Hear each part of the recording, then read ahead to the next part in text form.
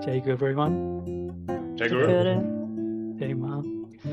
Welcome to our next series of the podcast, the Yogananda podcast. And this series is entitled Autobiography of a Yogi, Line by Line.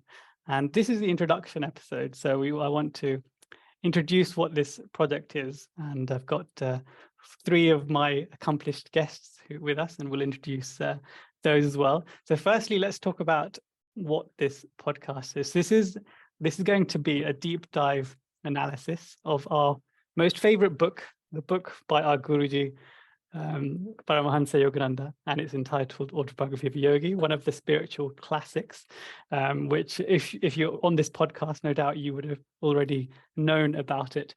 But the reason we want to do this is because, as you will no doubt appreciate, the Yogananda, whenever he writes, and anything he writes and puts pen to paper, becomes like this spiritual text. And it becomes, in Indian parlance, it becomes a mantra. And a mantra is a spiritual sound. And Yogananda has a way of writing and somehow he's turned English into mantra, which is no mean feat. So we think it's a very worthwhile endeavor to really go through this book in a podcast format, and we'll talk about the format a bit later on. But really, this is a scripture, and we think not enough justice has been done into the magnificence and the importance of this book, if you can call it just a book, which is one of the reasons why we're doing this. But let's talk about who's on this podcast now, before we talk about the format of the episodes and things like that. So I've got three guests with me. I've got Mike, Chris, and Lauren. I'll start with myself. Actually, no, you've heard a lot about me. Mike, you go first. Tell us about who you are. Tell us about your, first just tell us about a brief background about yourself, perhaps, and then we'll go to the other sections. Sure. Yeah. Hey, everybody. My name is Mike, or Michael. I am a devotee for, I don't know how to really start counting that. I grew into an SRF family. I never know how to basically, because the origin story for me starts two ways. It starts, I grew up in an SRF family, and then later on I made the path of Yogananda my own. And so ever since I got Kriya, I got a bit over 10 years ago. Wow, time flies. It's a bit more than that. It's getting, yeah, okay. It's more like 16, 17 years ago. And ever since then, I've been, of course, very interested in yoga. I've been loving this book. As you've seen in the previous series that we've done about the Awake film.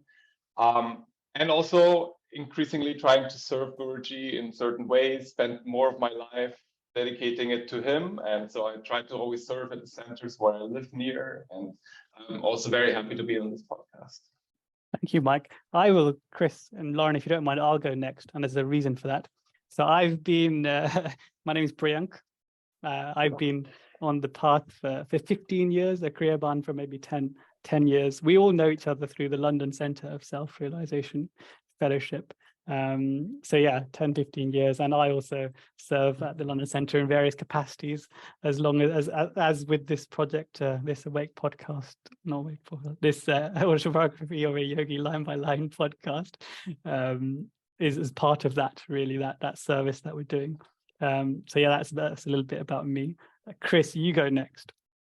Sure. Well, the keen listeners might be able to tell I'm Irish first and foremost, so sorry for any mistaken English along the way. But no, I did meet the guys in London.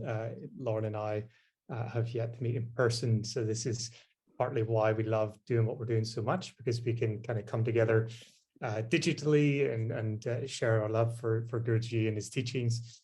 But I think it was 2017. I just had to think myself, Mike, when I actually first was introduced to Yogananda and SRF. 2017, and I read the book, was able to go to the London Centre, and the rest is kind of history. It was doing various bits at the London Centre. It was definitely an anchorage for me, but I left to live in Brazil with my now beautiful wife So I moved away from London Centre. I miss it very much. And if anybody's listening that does go to the London Centre, hello, I miss you. Much love. So that's a little bit about me. And Lauren, please. Hello, everyone. I'm Lauren, and I first came consciously, I would say, onto the path early last year in about May, when I applied for the lessons. But before that, I came across the book, Likely Story, and I wasn't even halfway through when I decided, yes, this is where I'm meant to be, and the rest is history, really. So I also go to the London Centre as well. Sometimes Priyank sees my face there. Lucky Priyank. Very much lucky Priyank. Blessed Priyank. But yeah, it's a joy to be here, and I'm really grateful that I was asked to join you all. Well, thank you, Lauren. And astute listeners would no doubt have learnt from that four-way introduction. Mike was born into a Yogananda tradition, as it were. I myself came in midway through my life, but for 15 years or so. And Chris has been in a few years, and Lauren is our baby of the group. She's very new. And this really reflects, hopefully it reflects our audience, because there's a vast range of people in different ways people have entered the path. And we think that this little, this group of people that we have assembled here should do this project justice. So let's talk a bit about our experience with this famed book. I will go first. I should just interrupt. There was something we talked about before recently on the note of introducing ourselves. And one was, I personally am very happy to be the rookie and ask the rookie questions. Because there's so much to learn about the text and the material of Yogananda and SRF that there's no silly question in essence when we're on this podcast. So if I can be there myself to be a conduit for learning from that level, that's a pleasure, not pain, and an honor. So. Well, I'm sure I speak for Mike as well when I say we also consider ourselves rookies, even though we may have been on the path longer than you and Lauren, certainly. But you're the experts. No, this is that is a very good thing that you just raised, because neither of us are qualified to really do this project, in the sense that we're not historians. We're not. We don't know much, really. We just have been in this path, but we've got a very, very deep devotion and passion for this subject, which is why we're doing this. But in that, this is like an informal project that we're doing, an informal podcast. So not everything that we talk. The episodes are not going to be scripted. They're just going to have brief themes, but we're not saying that everything we talk about is going to be factually checked. This is not one of those scientific podcasts, as it is more of a conversational feel, and it's just a group of friends, getting together as we do, the four of us, be it online or in person, and discuss and share our experiences on this wonderful path that we're on. And I should mention that this is a not-for-profit venture. So we won't be selling you any merchandise or asking you to register for copious amounts of gold and silver and bronze, crypto, and we're not linked to any organization. Is there Yogananda coin yet? There should be. There should be. It's a good idea, Mike. Note to self. Oh no, I shouldn't have said that. Yeah. You've lost my train of thought now. Sorry. No, I just an important point. We aren't doing this for any organization, even though we may be affiliated to some organizations. That is an important point. So just bear that in mind when you're viewing our material or commenting, etc., etc. So let's talk about our experiences with the book.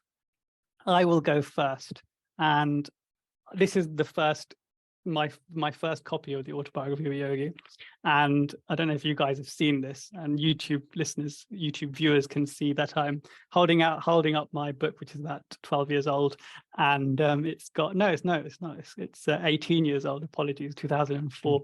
And the reason I know that is not just by looking at the edition of the book, but someone has written me a lovely note, and in that note, it's dated September 2004, London, UK, and this particular devotee was so devoted in his distribution of the book. I don't know about you guys, but I give the book very often to people.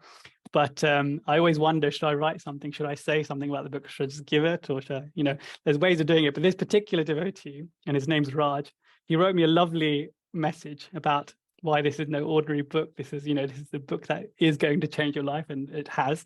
So it's a very prophetic claim, which turned out to be true. But he didn't just write it. He actually wrote it on a green, interesting color, green paper. He wrote it on a computer and printed it out on a green piece of paper.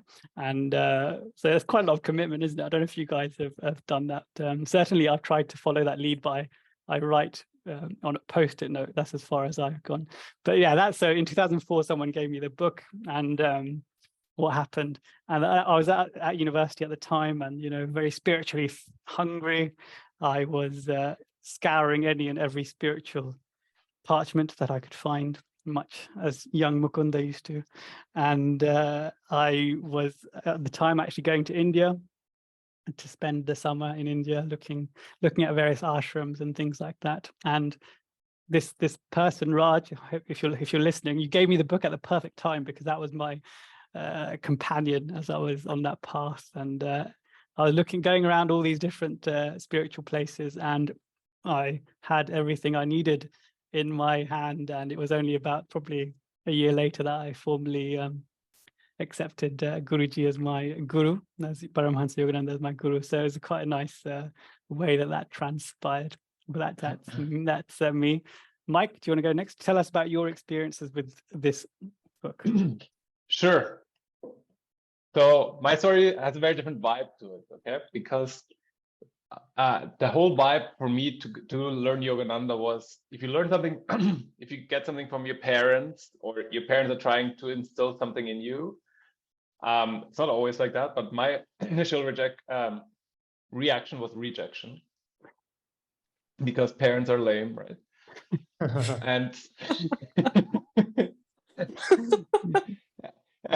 And that's kind of how I went about a lot of things. I mean, by the time I was a teenager, I had already had some experiences with Yogananda. I had some times when I was very ill. I had some times when I had some problems in life, and in each of those times, I kind of fell back on my kind of this inner Yogananda relationship that I had built as a kid, and suddenly felt, okay, you put into it, but then when you need, it's like a bank account, you can withdraw from it. And so I had grown fond of the idea of having a guru, but I wasn't at the point yet where I would actually read the books a lot, read the lessons a lot, meditate a lot. Like my meditation commitment at this time was maybe like 5 minutes or something, and hopefully twice a day, but sometimes not.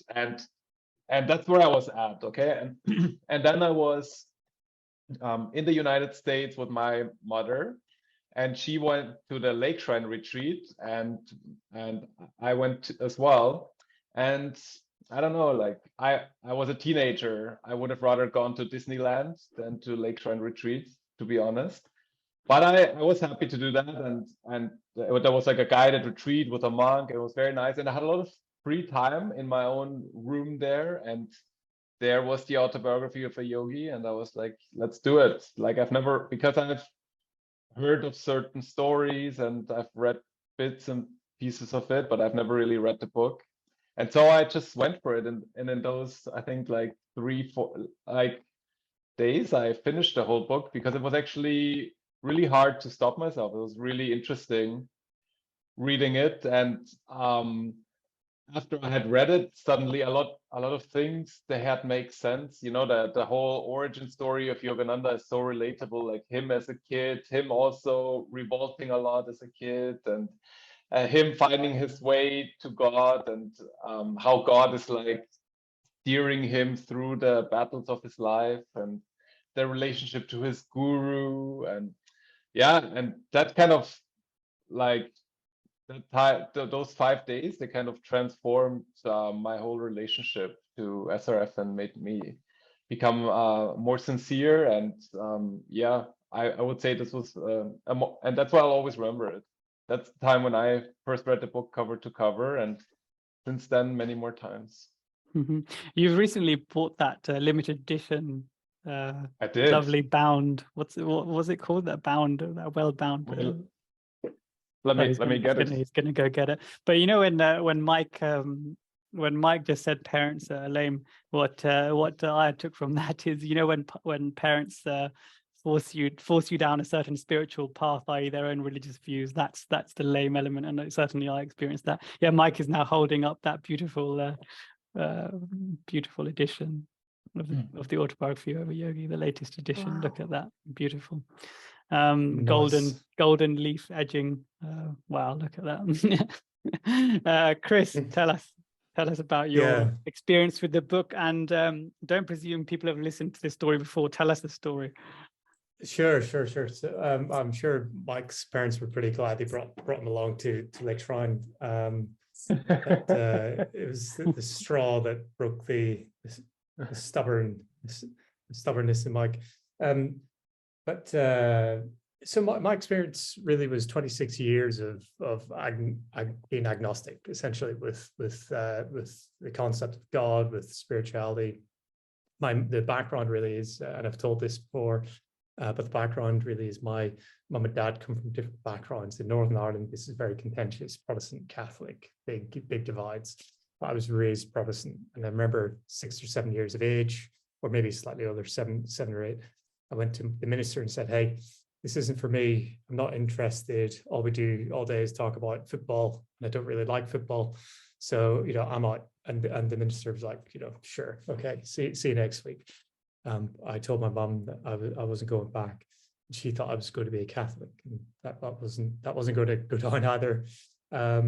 So that was my brief brush with religion, you know, in an early years. But as I said, I was agnostic thereafter, and really keen on spiritual teachings. I remember for many nights talking with friends about, you know, the Bible and the teachings in there. So it was always with me. You know, Jesus was always there. Even though I questioned more the institution of religion. But later, through trials and tribulations, I think it's fair to say that I was going deeper and deeper into myself to seek for answers, and I wasn't finding it in the material plane. And probably so many people have had this experience, and the yearning and the knocking on the back of my in my head literally got so loud that I couldn't avoid it any longer. And I remember one particular night in tears, just saying, "Okay, you know, what is it? What am I meant to be finding from life?" And this great peace came over me, that, you know, a reassured peace came over me. And within, I think, a couple of months, my life seemed to have collapsed. Everything around me was just falling apart. And I thought, okay, this is, you know, this is not good. But ultimately, it led me to a conversation with a friend of mine, who introduced me to the Autobiography of a Yogi. And I was in the right place at the right time to receive it. The night before, I had just watched Steve Jobs' movie with Michael Fassbender, and I thought it was a brilliant movie, very spiritual movie, in fact. And this was that little route into the conversation that my friend was asking Yogananda, actively praying to Yogananda during the conversation, asking for this message, this signal to be able to talk to me about Yogananda. And this was his signal, because I was saying I was spiritual. It was Steve Jobs seemed to me, and it was, you know, unusual. So he told me about the whole Steve Jobs episode, where Steve was a big fan of the Autobiography of Yogi. It was the only book that he kept on his iPad, I think it was. and I should check it out. And I remember that conversation was electric, literally electricity in the air. And it was a really, really moving, significant moment for me. And thereafter, like Lauren said, read the book. That was it. You know, I went to the center and I was sold. It was a wrap. So Guruji was there for me from day one, and it was just refreshing. It was like being lost in a desert, searching for a drink, and there Yogananda comes with his teaching. So yeah, that's probably a longer version of the story. Interesting that you said that your friend was like inwardly praying for you to receive, Guruji's blessings, because I was just liaising with one of our listeners of our previous series, and we were talking about distributing Yogananda's books, and I said, "Oh, how do you do it?" And she said, "Oh, when I just give the book to someone, I just pray that they receive it, and I pray to Yogananda that he can transfer this." And then you just literally said virtually the same thing that your friend did. So I think that's quite a good. That's probably the most powerful way to give someone the book, isn't it? Rather than relying on your own egotistical methods. Yeah, go on, Chris.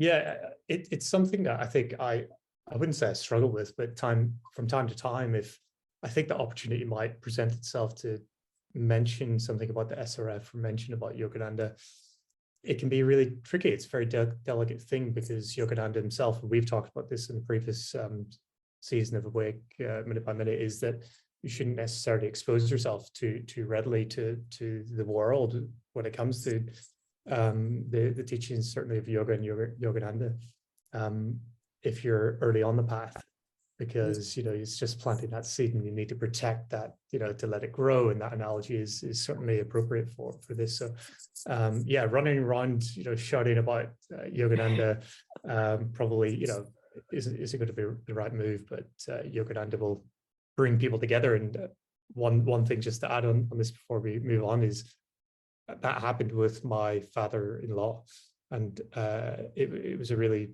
interesting moment where his partner brought him the Autobiography of Yogi book on the same day that I did, and I felt truly compelled to bring him that book. So he then said to me, he sat there when I gave it to him, and he looked a bit perplexed, and said, what is it? Thinking that, okay, maybe I shouldn't have done that. And he said, "Oh, this is the second time today somebody's given me this book. There must be something to it, there must be a reason. Amazing. Why." So there's moments like that, with people close to you, obviously, maybe a bit different, but Yogananda works through this, yeah. Moments that defy all probability for those that are mathematically inclined, yes. Lauren, tell us about your recent experience. It will certainly be more recent than mine and Mike's. Yes, very recent. I actually spent most of my life as a label of atheist. God was absolutely not part of my existence or my thought. But now I realize a sprinkle of quite potent divine interventions within the past sort of 5-6 years of my life. And one day, it was last year, I think it was, I was on Instagram, as you do, and I follow this wonderful musician on there.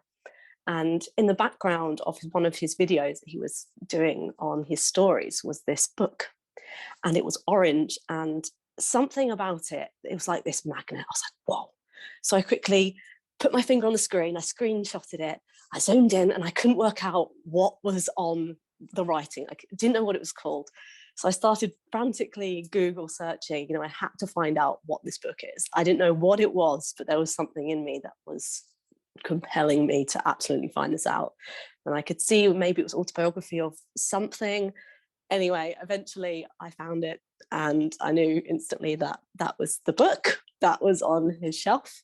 And then a few days later, lo and behold, the picture appeared as well on his stories. So I knew definitely that was the one, and I ordered it straight away, began reading, and like I said before, wasn't even halfway through when I enrolled in the lessons, and the rest is history. But it took me a long time to finish. I didn't finish the book until earlier on this year, so it took me about a year.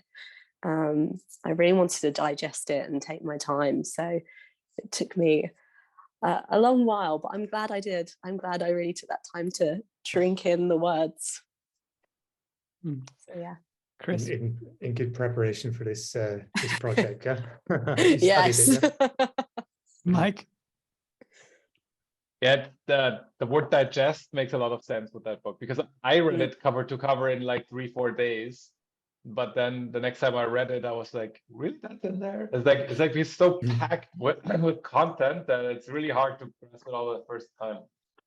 Yeah, my wife I often just quote various things from the autobiography or like experiences of some of the gurus, and she said, no, that's not in there. I was like, yes, it is. Here it is. And she's like, how have I missed that? And then she's like, I need to reread that. I was like, yes, you do. So she just finished her second reading of it, and I know she's about to finish, or she hasn't yet finished. She's on the Science of Kriya Yoga chapter, I believe. So nearly finished. But rereading this book is something we'll talk about this a bit later, because you can never finish reading the Autobiography of a Yogi. But I wanted to just quickly say, Chris, before you come in, we didn't know this at the time when we assembled this team of podcast members. Yeah, extraordinaires. Yes, that's the word you're looking for. Trying to be humble, but Chris throwing that out the window. No, we didn't. I didn't know this, but apparently, evidently, all of us have come into Guruji's path and accepted Yogananda as our guru through the Autobiography of Yogi. And some may think that's obvious, but actually, I think Mike, correct me if I'm wrong. Autobiography of Yogi is the first. I think that when people are surveyed, that is the first in the list of things that bring people to the path. But close second is like Lake Shrine, I believe, is it, Mike? And, so that data is very old, but that's like data from 20 years ago, before internet and everything. But back then they said it was the book was number 1, Through a Friend was number 2, and Lake Shrine was number 3. Yeah. And nowadays we've got the Awake film, and I know lots of people that, books like Man's Eternal Quest or Whispers from Eternity. There's all sorts of other ways that people come into this fold, and Guruji sometimes and often handpicks each of us. That's a topic that we shall discuss in the episode in much more detail later on. But Chris, I'm coming back to you. What were you saying? Yeah, it's interesting if Guruji kind of works through us, takes some of us and uses us for his for his teachings and so on. It's maybe one thing to say that it's a connection. It's that bond that you might have with somebody that you trust, that you know wouldn't be recommending something unless they knew you and knew that, hey, you really could benefit from this. So that's something that leads me to say that we read and reread for the purpose that Guruji says is in the lessons. Read the lessons, reread the lessons. When you reread them, reread them again. And you take it like a week. I think he says to sit with each lesson and do it every day until it's ingrained, and it's building those bonds and making that stick in your mind, in your subconscious mind, until it sinks down. So whenever you read the lessons or any of his material, you think, well, yeah, like you said, did I read that? And did I really see that? Because maybe you're making the connections and the pieces of the puzzle are coming together, and you're able to comprehend more and more. So it's awesome to take our time and meticulously go through autobiography like we're about to do on this in this season. So indeed, whilst talking about what we're going to do in this season, obviously this is going to be a very long project. We'll talk about why that is in a minute, but before we do, let's talk about what we're most looking forward to unwrapping in this project, whenever that may be. Personally, I am most looking forward to unwrapping and really going to as deep a possible level is the chapter which is the resurrection of Sri Yukteswar. For those who haven't read it yet, it is the chapter where, as described, Yogananda, after Sri Yukteswar's Mahasamadhi, Yogananda was quite sorrowful that he wasn't around at the time when he had that experience, or when he had that state of exiting the body, his guru, and so he was quite sad and morose, and suddenly Sri Yukteswar came out, manifested himself out of the ether, and explained the most profound mysteries in in life and in creation, actually, certainly for our lives and our births and our rebirths and our incarnations. And yeah, so that's a very, very deep chapter, and that could be a book in itself, and certainly I'm most looking forward to that. You guys can come in now, but I think that chapter will probably take, I don't know how many, what is your best guess, how many hours that chapter is going to take to review and to talk about in the podcast format? I don't know, tens, I would say. Yeah, I mean, how long's a piece of string? We could probably do a whole season on that, literally on that chapter. You know, it's funny you mentioned about your wife Priyanka rereading the Autobiography of a Yogi, because I did, you know, bring up this question. You know, we talk about these things, and for me, there's so many amazing parts of the book that we can unravel. I thought it was magical, the story with Lahiri Mahashaya meeting Babaji, and that there's something magical about that story that I really want to go over in more detail. Interesting you should say that, Chris. One of the monks is calling me right now about something I don't know. Oh, really? Yeah, I won't pick that up. He'll understand when I phone him back later. And he doesn't usually call me, so interesting you should be talking about those two gurus. Anyway, carry on. Yeah, interesting. But as you said, chapter 26, the sorry, what was the secret science of Kriya Yoga? Oh yeah, science of Kriya Yoga. Yeah, for me, with the rational mind meeting, it's some sort of fix. The mathematics behind Kriya Yoga is something that really is significant for me. Whenever I was reading that chapter, I thought, hold on a second. You know, yoga, there's this idea of yoga being a little bit hard to pin down, and you know, it's subjective or something like that. But actually, the science of yoga is maybe what this is all about. What we all get together and maybe share a common interest in is that there is a science, a mathematical precision to the techniques that we'll go into in more detail. But for me, that was really something that caught my interest, and why I probably loved the Holy Science book as well so much, is that there is scientific mathematical precision behind what we're doing.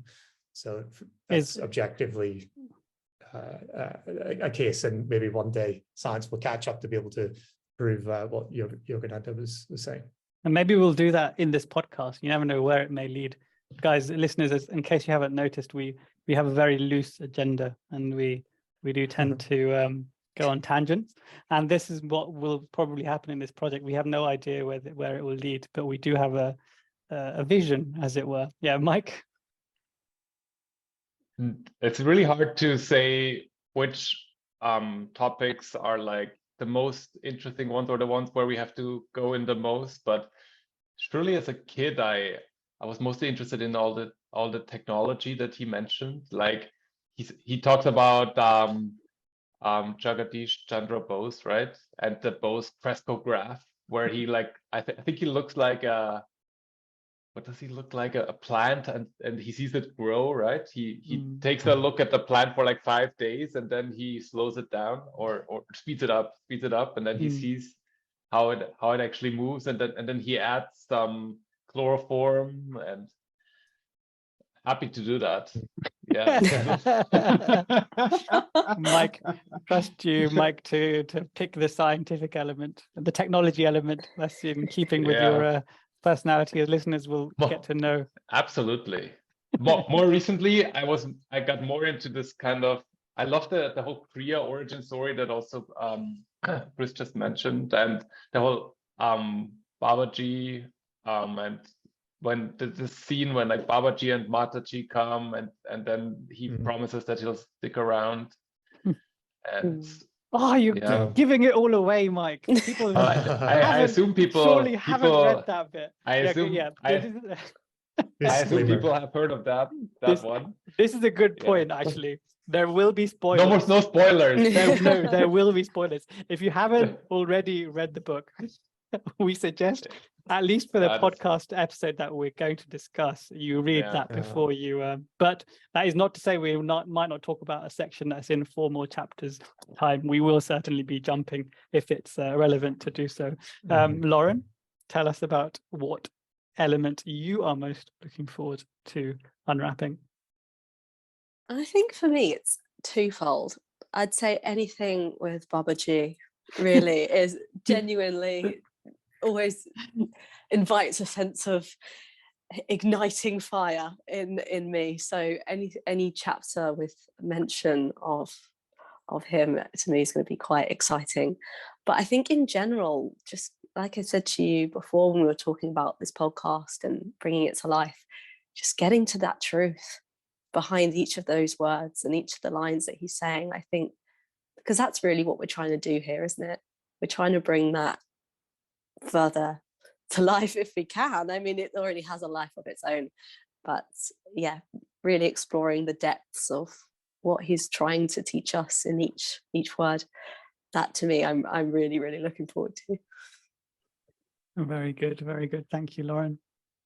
So let's talk about the format of our series, how we're going to do this. So as we have mentioned before, we want to look at the whole book, cover to cover, page by page, paragraph by paragraph, line by line, and word for word. So that would mean things like the book is dedicated to Luther Burbank. So my wife told me this. She's very much into plants and gardening, and she said, and she read that Luther Burbank chapter, which is entitled "A Saint Amidst Roses," and she was absolutely in love with that chapter. And then she said, "Oh, what did you know? The book is dedicated to Luther Burbank." I was like, "Is it? I don't remember. I've read this book probably 5 or 6 times." And I looked at the book and I said, "Oh, there it is. How have I missed that? How have I not put any emphasis?" Because Guruji has done everything that there's in this book. He's done it consciously as an avatar, right? An avatar is a descent of divinity into flesh. So everything that is in this book, he's done it with, a purpose, a meaning. There should be a meaning for us, and we need to, really, really introspect and reflect on everything that we experience when we're reading this book and see what it would mean for us and what we can learn and what we can grow from it. And I missed that. And so we're going to, in this podcast, we're going to study this book line by line. And that may mean that this project may take 10 years, potentially longer, but the 4 of us are not afraid of such challenges. What is time? Time, for people that have listened to our previous series, is Chris's most loved topic, shall we say, time and yugas. Yes.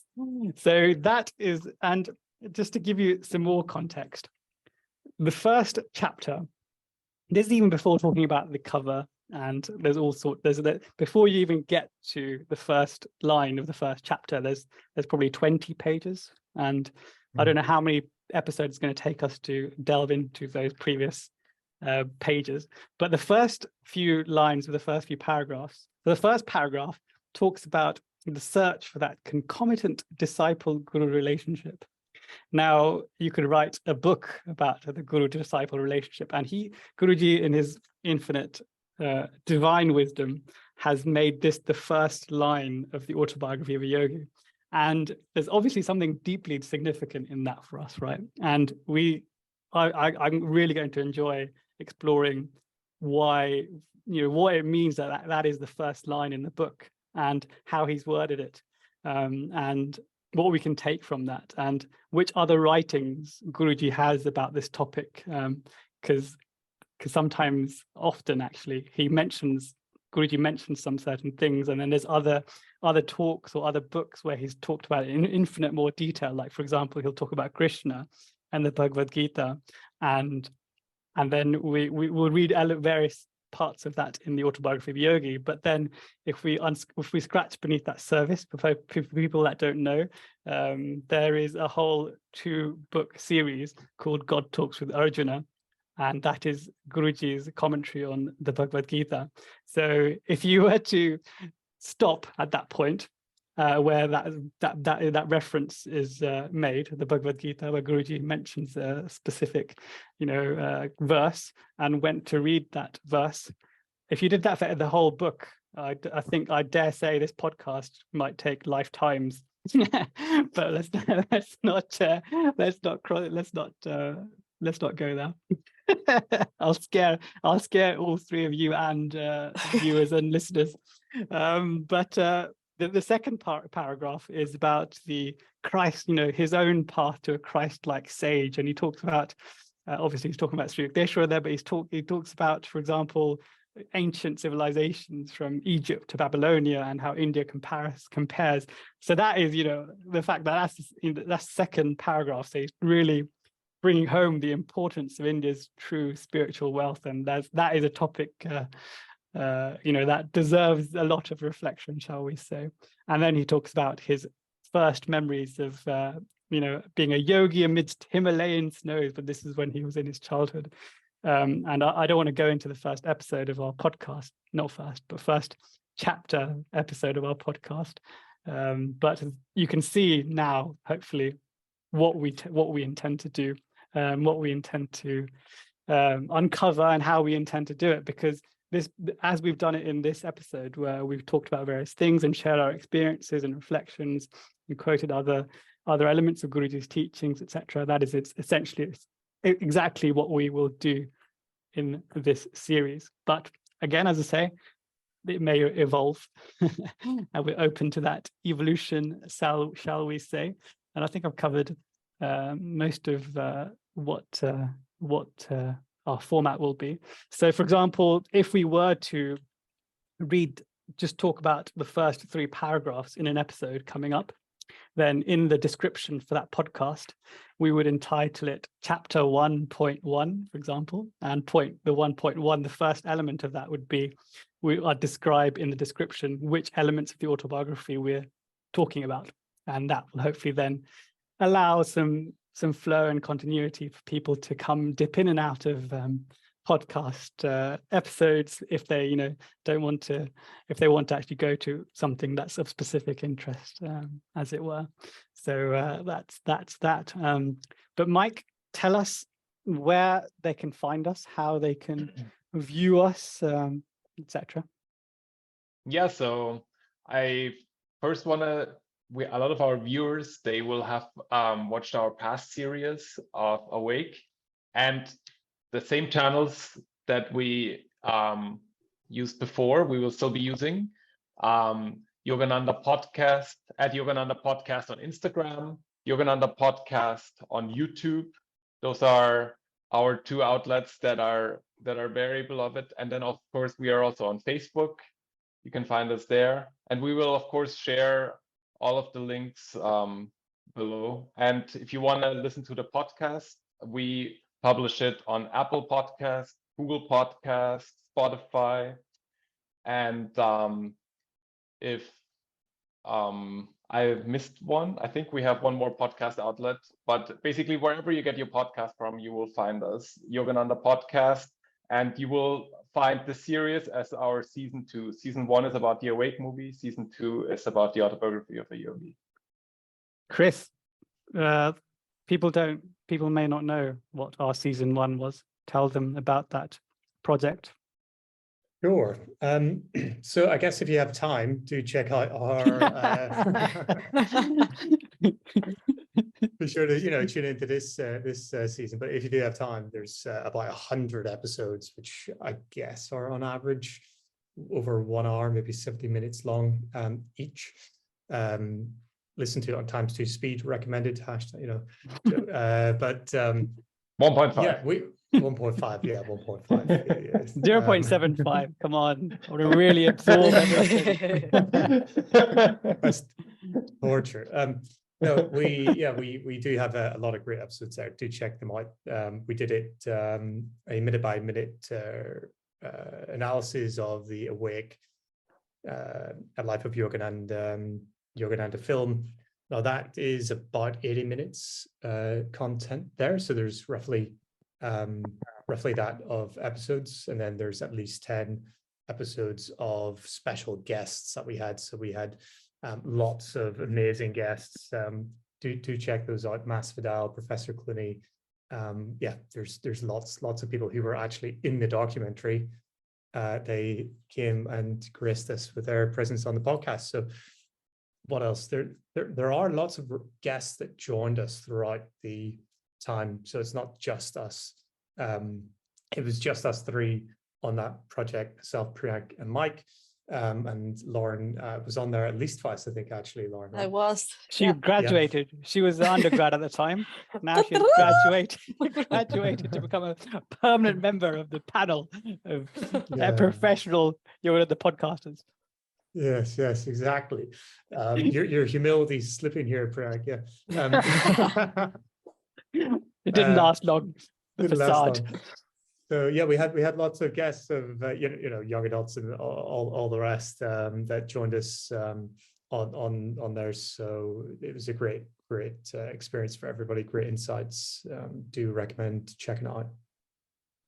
Indeed, Lauren. How can people interact with us? I suppose they know they can comment on all of our channels, like YouTube, etc. But why should they, and why are we interested in people's engagement?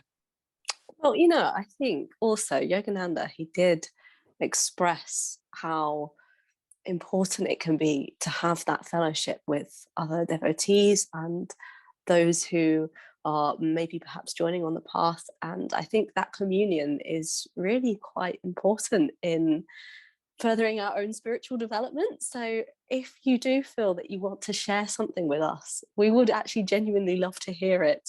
And I think it'd be really, really special to have a constant dialogue between ourselves and the listeners, because at the end of the day, we are here for you as well.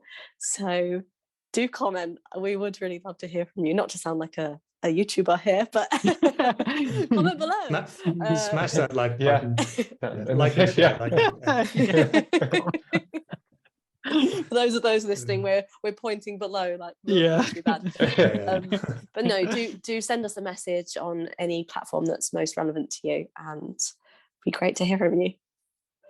Indeed. And the other reason to comment is because we're also, as we mentioned, we're not scholars, historians, professionals. We are not in that, esteemed category, shall we say. But so we are very much in the mode of wanting to learn. And part of that is your experience. In lots of places, you will have a unique experience that you can, and a unique reflection that you can share from the topics that we've discussed in the podcast.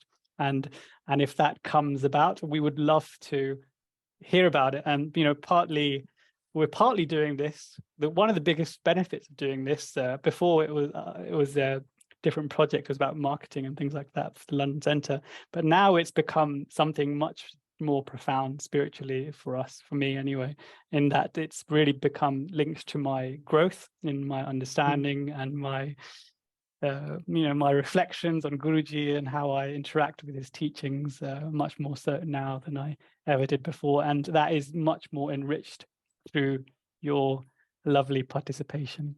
So I'd highly recommend that. Lauren.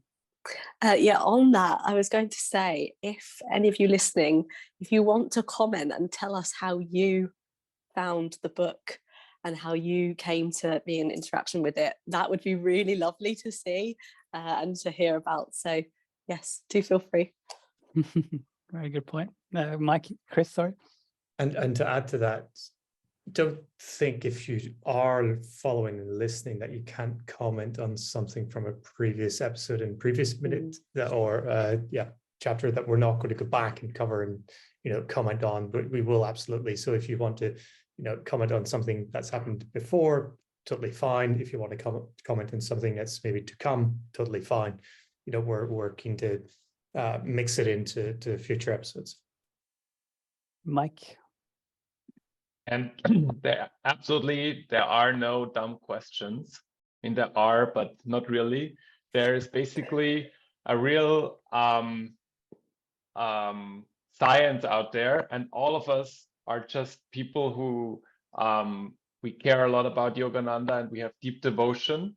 But like Priyank said, we're all trying to learn, and if anyone has any questions about terminology or doesn't understand a certain part in the story and wants to share something, we are more than happy to read your comments, and because I feel like in this boat we're all together. And of course, you're gone, Chris. Always call out Priyank on anything he says if you feel the need. But no, on a serious note, just to add, Mike, what you're saying there, there's probably a lot in here. I'll put my hand up to that. It is such a steep learning curve that if anything is mentioned, Priyank, you paused earlier on to say what an avatar really was, the definition of that you can't find elsewhere.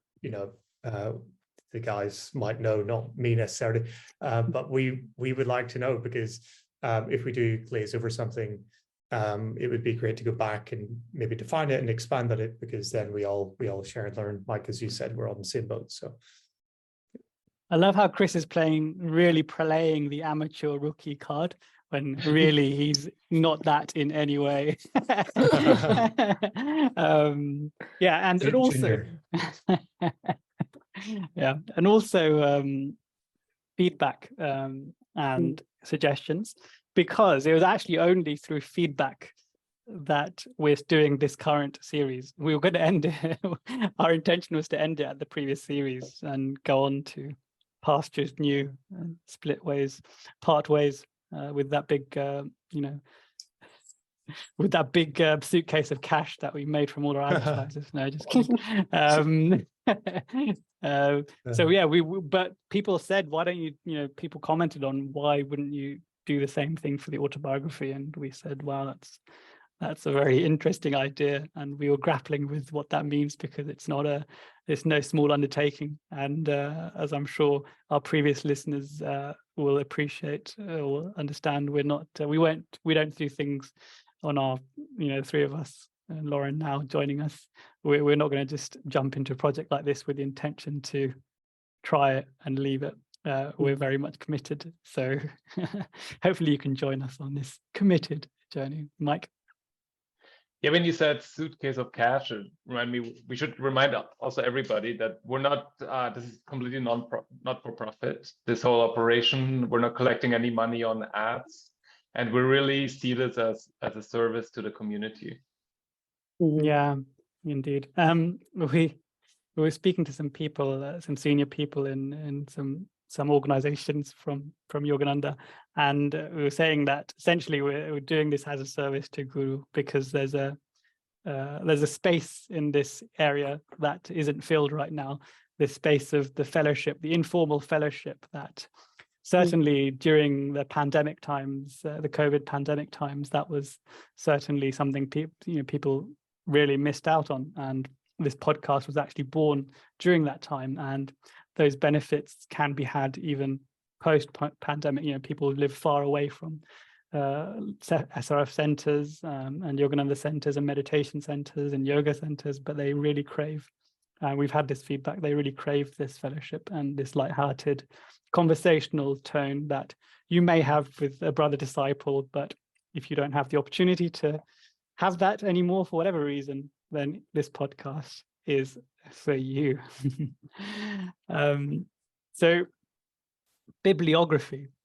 So we've actually been preparing for this podcast for many months now, and as we mentioned for the previous project, we had to do a lot of research, but there's some essential background reading that if you really were keen, then you could do.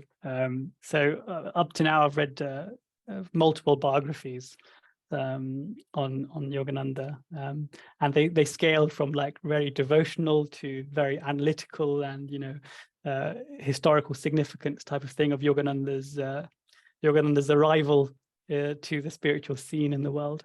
So if you're going to talk about the most devotional, ones, then we'd really recommend reading the Mejda book by Sananda Lal Ghosh, who is Yogananda's younger brother, and it's a beautiful account of his experience with his older brother, a unique account, I should say. So Self-Realization Fellowship published that book, and I'd highly recommend that. And we will be, as part of this podcast, we'll be referencing that and other of biographies of Guruji.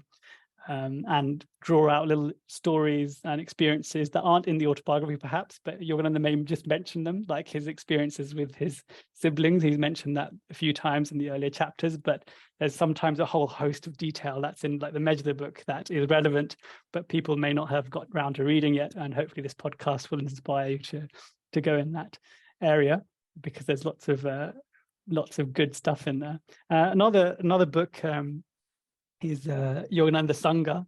It's entitled Paramahansa Ji, As I Have Seen and Understood Him. And this is by his childhood friend, Swami Satyananda. And he was also a disciple of Guruji and Sri Yukteswar. And he wrote a biography about Yogananda, which is a very unique, because this was as on a level of his friend and colleague. And he also, when Guruji went to USA, Swami Satyananda stayed in India and ran the operation in the school and stuff. So he's got a very beautiful, unique perspective. And then if you want a bit more independent historian type vibe, The Life of Yogananda by Phil Goldberg is also a very important book, I think, for each of us, because it has lots of information that you won't find anywhere else. Because Phil Goldberg is in a very scholarly and historian way, really chronicled Guruji's life and all the difficulties that he had, which for some are quite difficult to read because they're not necessarily, pro. They're sometimes critical, but that's part of a biographer's job. Yeah, Mike? I think Phil Goldberg did a really good job of going around all the SRF elders and also the senior monks and gathered a lot of stories about Yogananda, and Yes. and a lot of his book is those, and it's so interesting to read. Yeah, and we interviewed him as part of our previous podcast series, so we'll put a link to that. And also that if you want the most independent, a recent book by Anya Foxon is entitled Biography of a Yogi, an interesting play of words, which I know Mike isn't a big fan of such blatant theft of a famous title that is dear to our hearts. But yes, that's uber. That's an uber analysis of Yogananda's impact in the West, shall we say, and how Yogananda was influenced in his teachings, etc., etc. And also, you can watch, if you aren't into books, and this could be why you're listening to this podcast, then I would highly recommend the Awake, the Life of Yogananda book, obviously, that Chris mentioned and that our previous podcast is about, and it's directed by Paolo de Floria and Lisa Lehman, who unfortunately we couldn't get in our previous podcast. Maybe we will in the future. But Mike, in doing the research, as you know, I've collated lots of information from each of these books. But did you know that the Kindle online book thing, the app, it lets you copy and paste text. And I've copied and pasted so much text that it says you've now exceeded your limit. You are no longer authorized to copy text on Kindle. Wow. Fair use. Bravo. I wasn't replicating books per se. I'm just collating all the information from all these various sources. And as listeners may doubt, I've now noticed I'm quite a analytical person, shall we say, and as my profession as a chartered engineer, I suppose, make that maybe probably a compulsory attribute to my. I'm sure your engineering skills will get you around that limit somehow. Oh yeah, of course it has. For example, Android app doesn't have the usage thing, so you can do it on Android but not on Apple. Crazy. Anyway, tech geeks will appreciate that, but yes. And that is that. Unless I've missed anything, and anyone else would like to say anything, I'd like to end it with a special reason why we should read and appreciate this book by Brother Anandamoy. So does anyone have anything else they'd like to add before we end on that? Do you want to tease a little bit what the first episode will be about? Oh, yes. So the first, Mike, you're in charge of the first episode. You've got to, do you want to talk about it? So one of the things before you even start reading the Autobiography of a Yogi, you have to first choose which version of it do I want to read, which edition. There's so many, and we're going to go into details about that and the story behind it, and it's going to be super interesting. Check it out. And we touched on the cover of the book, and no doubt some listeners will want to know a lot more information about this picture. This picture has a very unique story, the picture that is on the Autobiography of a Yogi. And also the back page has some very interesting information, which we'll go through. But interestingly, there's interesting elements about the worldwide acclaim and the spiritual legacy and all sorts of other text, even in the first 4 or 5 pages that we'll go through, because that's quite heavy and there's quite a lot there. And the publishers in their infinite wisdom have put all that there, so it deserves our attention. So even before we start the first line of the first chapter, we've got some digging to do. And I promise you it will be worthwhile. So on that note, let's leave it. We'll just say Jai Guru right now, because we'll leave it to Brother Anandamoy to further tell us why we should undertake this project and why you should join us. Jai Guru. Thank you. Jai Guru. Read that autobiography once in a while. Read these words. And don't read them so that you're just reading what happened to the Master and the Param Gurus. These words are given to you, to all of us, as a personal guidance, as a personal instruction to follow. This is a practical book. It's not a novel. We should apply these words. These beautiful words, you cannot exhaust them. They're alive. They are alive. That book is alive. The more I read it, the more it becomes alive. The more I get out of it. Spiritual inspiration, spiritual knowledge, spiritual instruction.